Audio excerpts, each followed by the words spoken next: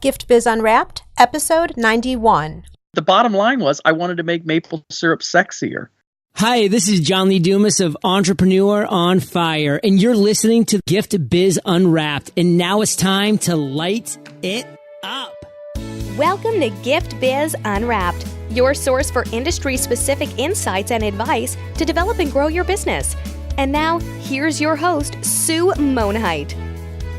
Hi there, it's Sue, and welcome to the Gift Biz Unwrapped podcast.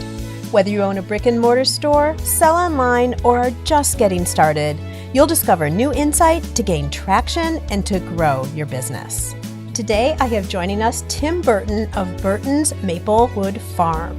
Tim and Angie Burton are the owners of Burton's Maplewood Farm, located on 28 acres in the rolling hills of southern Indiana.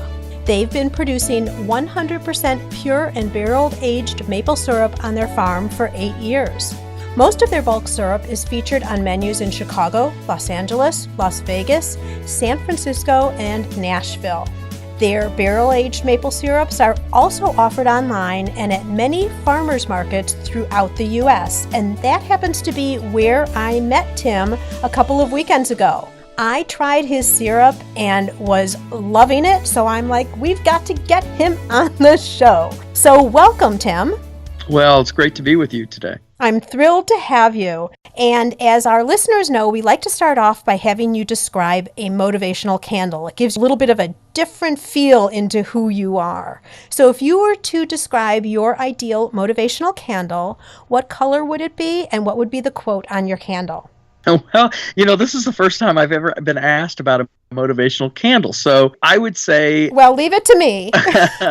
I'm going to go with copper. And the reason that I'm going with copper is, we use wax. We dip all of our bottles in wax, and we have a couple different colors, but the barrel-aged maple syrup is a copper wax. And if I were to have a motivational quote or something that I like to refer back to whenever there's any kind of a challenge is adversity does not build character, it reveals it. So I would say that would be the quote that I would have on that candle. Right, like that. That could give us some thought for sure. Sure. So Tim, I know nothing about your story other than the little bit that I read at the show and again, as I'd mentioned earlier, tasted your product. How did you get started in the syrup business? Well, Angie, my wife and I owned a systems integration business, a technology company. And one of our Hewlett-Packard technicians, Joe Evans, he had asked if he could knock off a little early. It was in February. So my management practices have always been not to manage with a bullwhip, but to make sure that everybody is accountable for themselves. And as long as the customers were taken care of, I was fine with any time of the day that you took off. And so Joe had asked if he could take off, and I said, sure. So one day turned into 2 days, turned into 3 days. And on that third day, I said to Joe, Joe, it's none of my business, but what are you doing? And he said, I'm having a blast. I'm going to the miller's farm, and I help them collect sap. And I said, as in maple sap? And he said, yeah, why don't you come along? So I said, you know what? I'll take you up on that. So I went to the miller's maple farm. They gave me 2 5-gallon buckets and said, follow these guys. And it was almost like a scene out of a movie. I'm walking across a hayfield heading towards the woods, and all at once I see all around me these four-wheelers and trucks with small tanks in the back of the bed of the trucks and things like that converging, going to the same area that I'm going to. We would all take these 5-gallon buckets and empty the sap bags that were hanging on the trees into the 5-gallon buckets. And then we'd transfer that over to the tanks. And then the small trucks and the four-wheelers would then transport all the sap from the maple trees back to the sugar house or the maple house. And so we did that, and we wrapped up, and then we all met back at the sugar house. It was very surreal because I kind of just stepped back, and I was watching the whole group of people. And over one corner, there were a group of gals that were talking about different things. I know they were talking about stitching and maybe even some local gossip. And then, here's a group of guys, cracking jokes and that type of thing. Then you've got another group of people hovering over the evaporator, which is used to reduce the sap into maple syrup. And I was just enamored by the whole process because this is something that's been happening for generations where friends, families, and neighbors all come together to help in something that's very labor intense. As my late Irish grandmother would say, it takes many hands to make light work. So all these friends, families, and neighbors would come together, and then they would also benefit by getting some of the maple syrup. Well, this happened in many aspects of farming, whether you're processing cattle or pork or what have you. People, friends, families, and neighbors, they all came together, and then they divided the spoils of their efforts. And so I was just enamored by this whole process, and that's kind of what got things started. So a couple questions for you. Mm-hmm. So were the millers then doing this just to provide product to everybody who helped, or did they have a business going around the syrup as well? Not only for themselves and their friends and family, but they had a small business themselves. The Miller family consists of, I think there's 8 children, big family. They're adults now, and now they have their kids. And so there's literally, I call it the Miller Army, the Miller Maple Army. And they all come together every year. And it's such a great time to be at their maple house because there's some really interesting personalities. And I think it's more of a social gathering. And there's so many people that just love to come out and hang out at the Miller farm. And it's grown a lot. And I'm really pleased to be able to say that I've been a part of their growth as well. It sounds like such a Norman Rockwell moment, actually. It is. So, quick question, just to close up a little bit about how you identified that this was something that you were interested in. You did this for one day, and a lot of things can be really fun for one day. But when you actually start doing it regularly, it takes on its own shape, if you will. After that first day, did you go back a couple of times and really confirm to yourself that this is something that you may be interested in taking on? I did. This was not just one trip. I mean, I was over there for the season, which is a short period of time. It's only 6 weeks, but I did go over and make several visits. And then basically came back to our farm where we lived, and I started counting maple trees and then realized how many maple trees we have on our farm. And then started to kick around the idea of gathering the sap from our farm.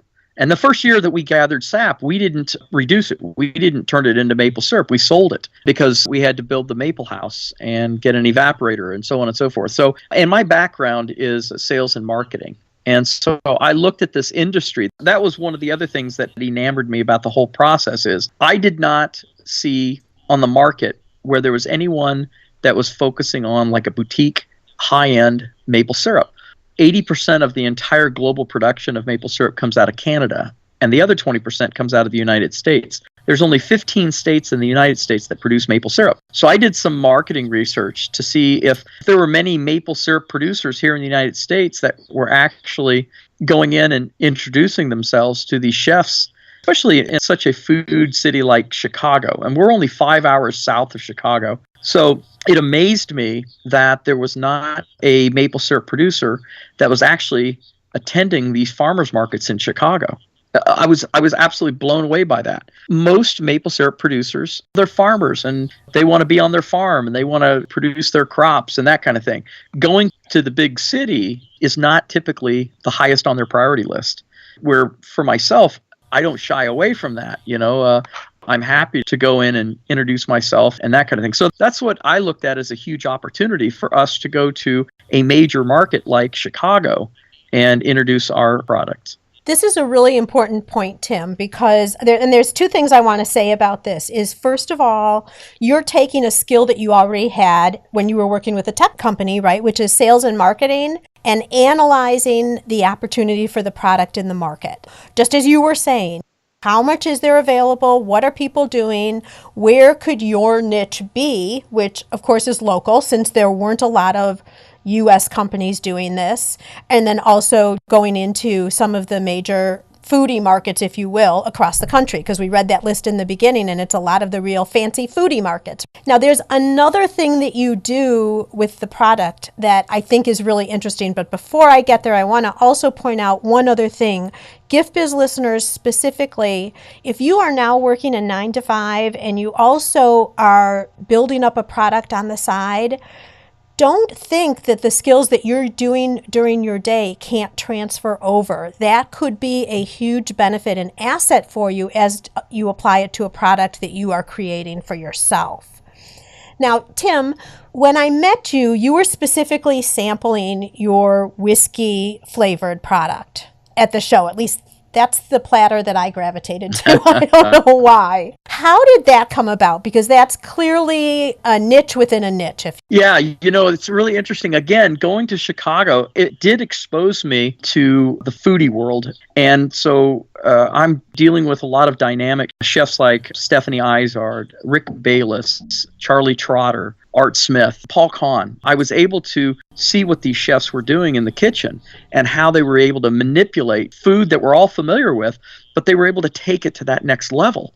And it got me thinking, how can I take maple syrup to that next level? Someone that had asked me what made me think about barrel aging maple syrup. And I thought, they just asked me, and I didn't have very much time to think about it, but the bottom line was I wanted to make maple syrup sexier. I wanted to take it to that next level that would make it different. And so, like you say, a niche within a niche. And so I talked to my friend Paul Kahn, and he's a chef, owner of One-Off Hospitality in Chicago, Publican and Blackbird restaurants. And I said something to Paul about it. I said, what do you think about the idea of me barrel aging my maple syrups to pick up maybe the notes from the barrel? And he said, God, I think that's a great idea. And so the first thing I did is I reached out to another friend of mine who's a mixologist, Adam Seeger, and I asked Adam if he knew of any small batch rum distillers here in the United States. And he said, do you have a pen and a piece of paper? He said, call Phil Pritchard's Distillery out of Kelso, Tennessee, and tell him what you're looking for. And lo and behold, Phil was game, and I drove from Indiana through Kentucky down to Tennessee and picked up a truckload of rum barrels, brought it back to the farm, and that's how we started barrel aging our maple syrups. I know only a little bit about this industry from my husband. I told you in the pre-interview where I was talking to him about the fact that I was going to be chatting with you, and it's my understanding that these barrels can only be used once. So after they've been used for rum or whiskey, that's all they can do. They have to get new barrels for the next batch. So it seems to me there's quite a supply then of barrels for you. Is that correct? Well, to the contrary, actually. Your husband's correct. The bourbon barrels can only be used for bourbon one time. But there's a lot of breweries throughout the United States that are aging their beers in these barrels now. And so there's a huge demand for these used barrels. So the availability is not quite as great as you might think it is. Now, many of the bourbon barrels that are available after they've been, the bourbon's been aged, a lot of them, if they're not going to breweries, they're being shipped over to Scotland. And that's what they put Scotch in, is used bourbon barrels. Oh, no kidding. Yes. Yep. Really interesting. So our barrels are the best quality, it sounds like. Well, the bourbon barrels, yeah. In the United States. Yeah, the bourbon barrels are as well. And there's also a renaissance that's happening right now where, just like in the brewing industry, you had all these microbreweries going back 20 years ago or so, and then there was just this huge boom. And so the same exact thing's happening with distilleries. A lot of states are making it more feasible for someone to get their distilling license. And so there's distilleries that are just coming up throughout the United States. And one false preconception that I think that a lot of people have is they feel that the only place that bourbon can be made is in Kentucky. And that's not true. You can make bourbon throughout the United States. Now, you're not allowed to label something bourbon if it's made outside of the United States. But you can make bourbon throughout the United States. And so there's a lot of small batch bourbon distillers that are popping up all throughout the United States. Oh, very interesting. Let's continue on a little bit with the product development. So you get these barrels, you bring them back, and had you already tested, or were you a little bit gambling that this truckload of barrels that you now have are going to work? Yeah, we were one of the first doing this, and so we didn't know what kind of results we would get. So initially, we were aging our maple syrup in barrels for 6 months, and we were getting some nice flavor notes off of those barrels. But accidentally, I was doing some housekeeping in the Maple House, and there was a 65-gallon cask that probably had about 30 gallons of maple syrup in it. And it was a cask that had Applejack brandy in it. And it was over by the fireplace that I built in the Maple House, sitting really close to it. And I thought it was an empty barrel. So when I went to move it, it was real heavy. And I opened it up and we tasted. And it had been in there for about a year over by the fireplace. It's a Rumford fireplace, the largest Rumford fireplace in North America. And so we had a lot of fires going, a lot of intense heat. And the flavor that Applejack brandy produced was 3 or 4 times more flavorful than the other barrels that we had aged maple syrup in for 6 months. So that told me right there that there's something going on between that fire and the barrel. So we coined it Fire Infusion, and we started to put all of our barrels next to the Rumford fireplace. And so inside of these barrels, whether it doesn't matter what it is, whether it's rum, bourbon, brandy, whatever it is, there is what's called the Devil's Cut. And the Devil's Cut is the liquor that's trapped in the wood of the barrel. And a distiller will tell you, depending on what size the cask is, but a 55-gallon cask, a distiller will tell you that they estimate that they lose between 4 to 5 gallons of the liquor just to the barrel itself. So after you empty the barrel, there's still 4 to 5 gallons that's trapped in the walls of the barrel, in the staves. And so what we figured out was that by heating the outside of the barrel, it was chasing the Devil's Cut into the syrup. And that's what gave it that intense flavor. Wow. Who would have known? Yeah. It was like an accident that happened, and it's producing, because Gift Biz listeners, you haven't tasted this, but I have, and you're right, it's not just like a little undertone, but it's not overpowering either. It's not too much, but you certainly can taste it. It's absolutely delicious, as of course I've already said. Yeah. But so interesting. Thank you for sharing the story about how the product's developed. And then from there, of course, you tested probably how long you should actually keep it there to get exactly the flavor you're looking for, etc. Series of testing before you finalized on exactly what your product would be. The infused product, let me say. That's correct.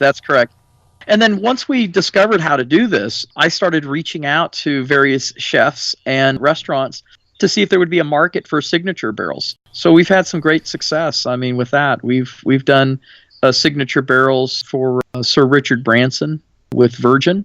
As a matter of fact, Virgin's very first American hotel is in Chicago.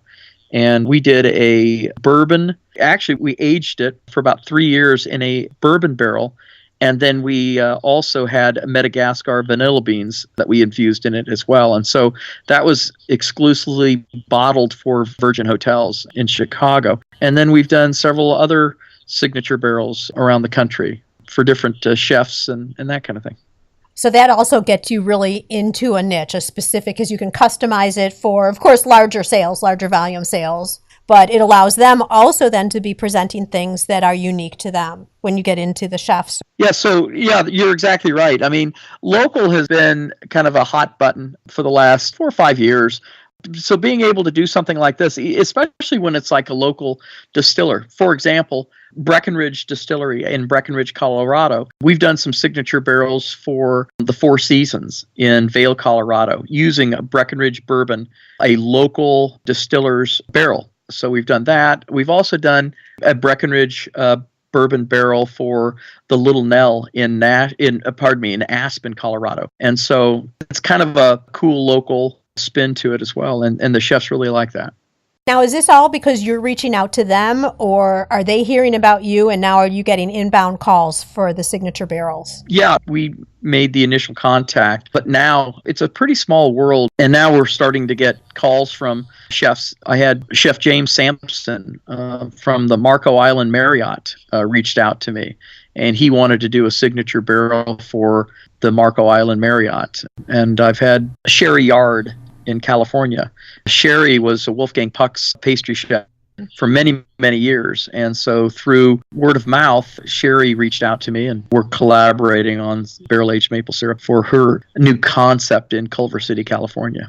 Well, that's exciting because you're getting to know a lot of these big-name people. It is neat because I'll give you like one example. Chef Art Smith, several years ago, he had heard about our barrel-aged maple syrup, and he was hosting Oprah Winfrey's farewell brunch at his restaurant, Table 52. So Chef Art had asked if I would be interested in providing some of our rum barrel-aged maple syrup for that event. And so we were happy to do that.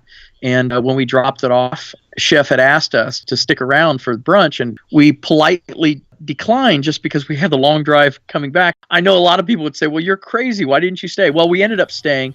We ended up sitting next to a couple that Chef Art introduced us to. And all we knew, it was Joe and Cynthia Germanato. That's the name. And so we talked with them. They had a lot of questions about our farm and that kind of thing. And then they were the ones that insisted that we stay and sit with them during brunch. So we did that.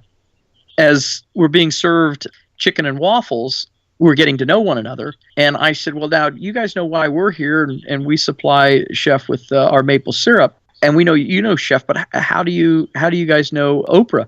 And Cynthia said, well, our daughter has been on her show.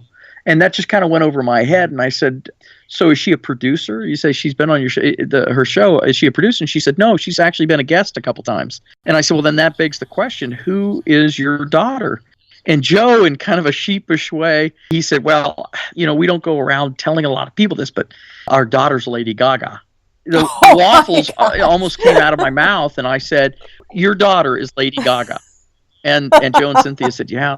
And so you never know. You never know. We're just maple syrup producers, and here we are sitting at the table with Joe and Cynthia Germanato. Very nice people, by the way. That's what took me by surprise more than anything, not just because they're Lady Gaga's mom and dad, but they were just so down to earth, so very, very nice and genuine. I don't know why I wouldn't have expected that, but they were just super folks. An hour or so later, Oprah came over and she sat at our table and we had brunch with her. So that was kind of surreal. Yeah, so this has opened into and given you opportunities to see different sides of the world, if you will, celebrity world and restaurant world and all of that you might not have ever been exposed to before. So that's kind of an added plus for you. It is, and it's just one of those things that you just kind of laugh about it from the standpoint of you going like, we make maple syrup, and we would never have imagined dealing with all the great restaurants and the people and that kind of thing. And one of our other customers in Chicago is Michael Jordan Steakhouse. Well, they serve our maple syrup there. Apparently, Mr. Jordan likes the syrup enough that if this is the second year that he's ordered 48 of our B-grade bottles to put in a gift basket that he gives to all the NBA owners and coaches. So that's kind of a cool thing. All right, so all these names, all this exciting stuff, like I want to be you right now. What is there that might have been challenging along the way? Something that, because it all sounds so great, but there had to be some stumbling blocks. Can you bring us to some time that was more of a challenge and what you did to overcome the situation? Yeah, when we started about 8 years ago, if your listeners recall, the economy, it's a challenge today still, but the economy really took a dive, and the systems integration business that we were in, it struggled as well. And so I was looking to shift my attention into something else other than the systems integration business. And so that was quite challenging, making that transition, because we still had to devote our time to the systems integration business, but at the same time trying to build this other business, and knowing that Chicago was the market that we really wanted to penetrate and get into. There were many times where Angie and I were driving up to Chicago on a Wednesday and then coming home Wednesday evening. That was 10 hours on the road each day because we didn't have the time to really stay in Chicago during that period of time. So it was quite grueling. And we did that for several months. And then we found somebody in Chicago that could run the farmers market for us on Wednesday. So we were still going up for a few years every Saturday during the summer season. And so that was quite challenging, quite challenging. From a physical standpoint, it was quite challenging. And from a mental standpoint, Sure. And those were the days when you were overlapping the businesses. You were winding down one of them and ramping up the other one, right? That's exactly right. And then ultimately, the maple syrup business, we got our numbers high enough that we could do it full time, focusing on the Chicago market and then using Chicago as a springboard. We consider Chicago our home market, even though we're 5 hours south of Chicago. Right, because it's the largest market close to you. Right. So let's talk about farmers markets and trade shows. Are you still on that intensive schedule every week in the summer? And I saw you, in December at a show. So are you still doing that as a primary way to get your product out and exposed to the general consumer? Yeah, we are. As a matter of fact, we're ramping things up. This year, we focused on 14 weekly summer farmers markets in Colorado, Utah, and Wyoming. Our goal was to engage local people to run these markets for us while the farm supported these markets with getting inventory shipped out on a regular basis. And it worked out really well. I mean, we expected and anticipated that there would be some challenges, personnel challenges, things like that. But lo and behold, it was not quite as challenging as we thought it would be in terms of having people involved and not running into as many personnel issues and that type of thing. And so people have really expressed that they love doing it. They love getting the product out there, letting people sample it because of the reaction that people have, because it's such a unique, one-of-a-kind product. And so we're going to take it to another level, and we're going to try to do 30 to 40 weekly markets in the Pacific Northwest in the summer of 2017. Oh, wow.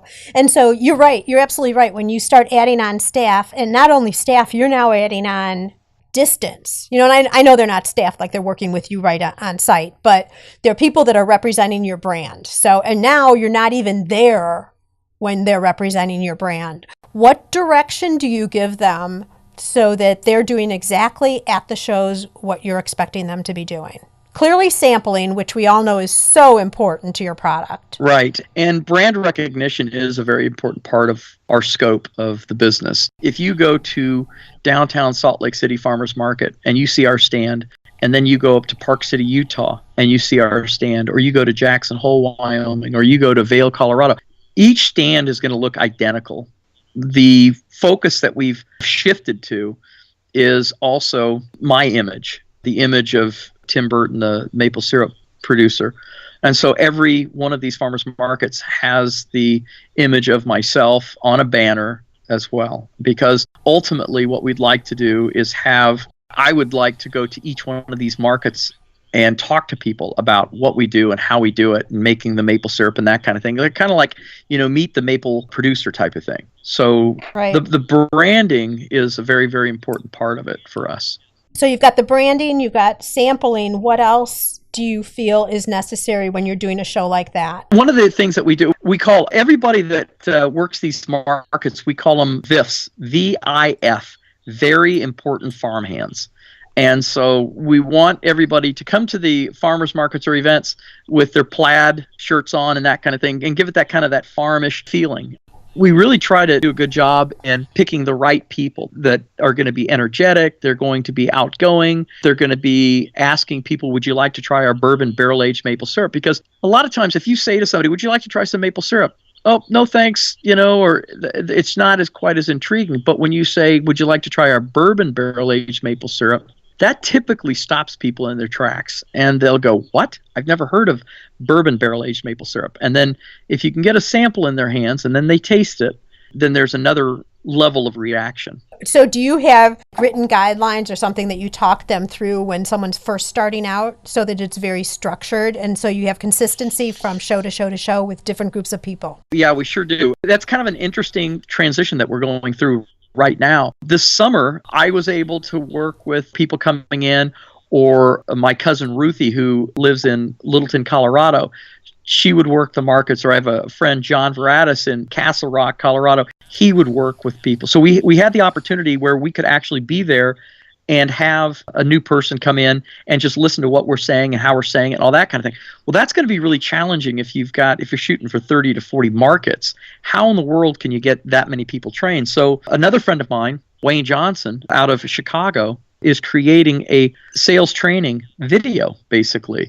And we're going to have that on our website. Everybody that we hire to work these markets will be given a password, and they'll be able to click in and watch the video on, what are the most common questions that you're going to hear when you're working at a farmer's market. And if you don't have the answer, just let whoever it is know that you don't have the answer, but you'll get the answer if they want to come back next week, and I'll have that answer for you. And then do you have certain levels of expectation in terms of performance, bottle sold, or however that would be? That's a part of the business that can be quite challenging as well, because what we try to focus on is a certain demographic, place that might be more of a destination point where people are coming in for vacation, that type of thing. So It has to do with the demographics as well. Some markets are probably going to perform better than others, just always. You might have stronger markets and lighter markets. And certainly when people are being introduced to the product, like the first week it shows up on a farmer's market, there may or may not be interest, but as you continue to be there, it's going to grow too. So you're right, it is kind of hard to compare one against another. They're each pretty much unique. Yeah, they are unique, but then we're able to monitor our sales through Square. We use Square as a point of sale. And so we're able to take a look at our numbers from the past, and then we can have a certain degree of expectation for those. Well, this is so interesting, and I could continue on with a number of conversations here. This could go off in so many directions, but I think we're going to have to proceed on into our reflection section. And this is another look at you and things that you're doing, just like Square that you were just talking about, that have helped you to be successful with your product. If you were to call on or identify one trait that you have naturally that you keep calling on to help you succeed, what would that be? I would say just the tenacity to keep going and keep moving forward and being able to adapt. That's a big thing. I just kind of take that for granted that we can shift and change and adapt. I have found out that that's not something that's easily done by some people. And so I certainly appreciate that a lot more, being able to adapt.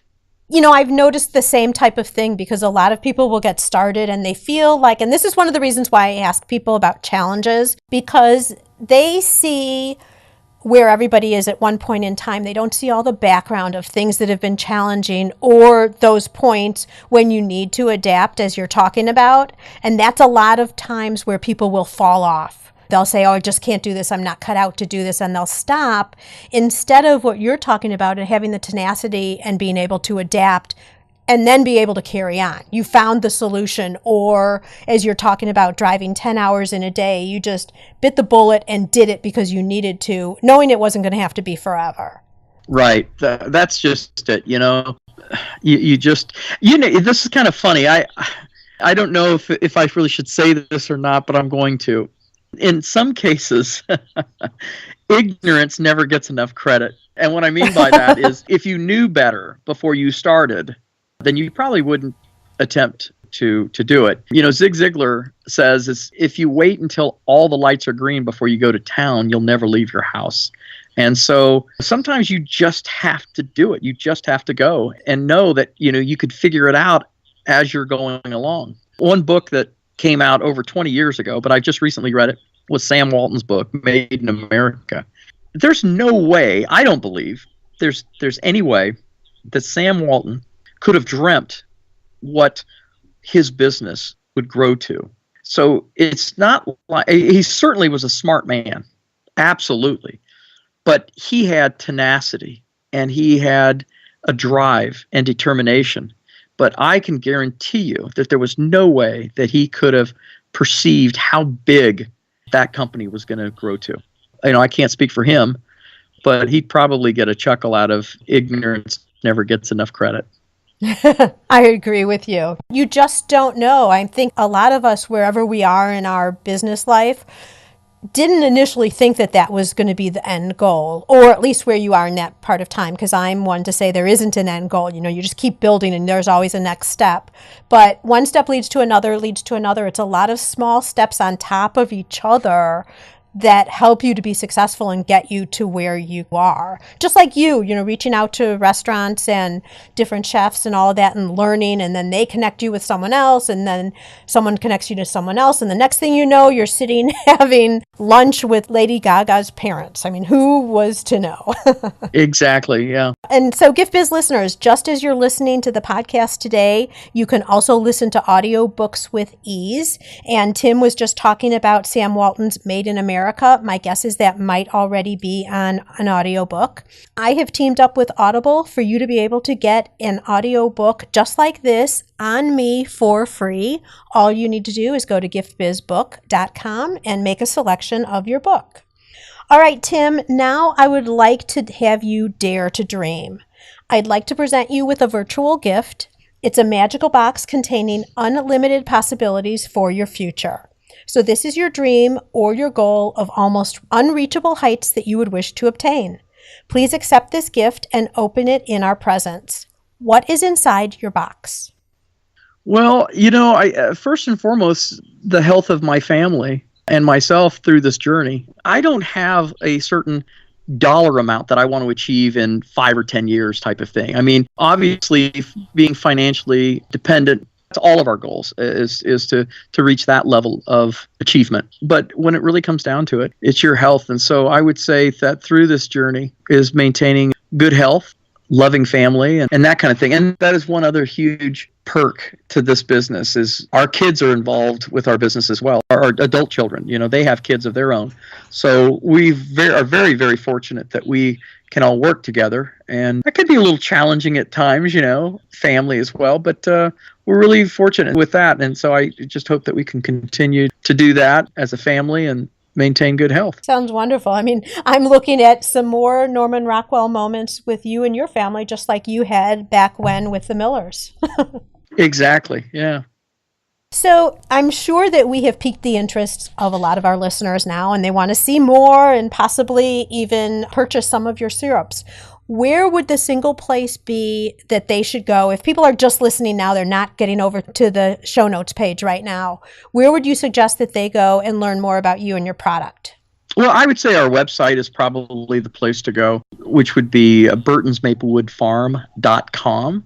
You could find out more information about our farm. There's some really, really great recipes that are on there. There's some other great applications. A lot of people think about maple syrup and they think about breakfast, but really the maple syrup that we produce goes beyond breakfast. It's fantastic on salmon, Brussels sprouts, baby carrots, green beans, savory applications. The barrel-aged maple syrups are still great on just vanilla ice cream.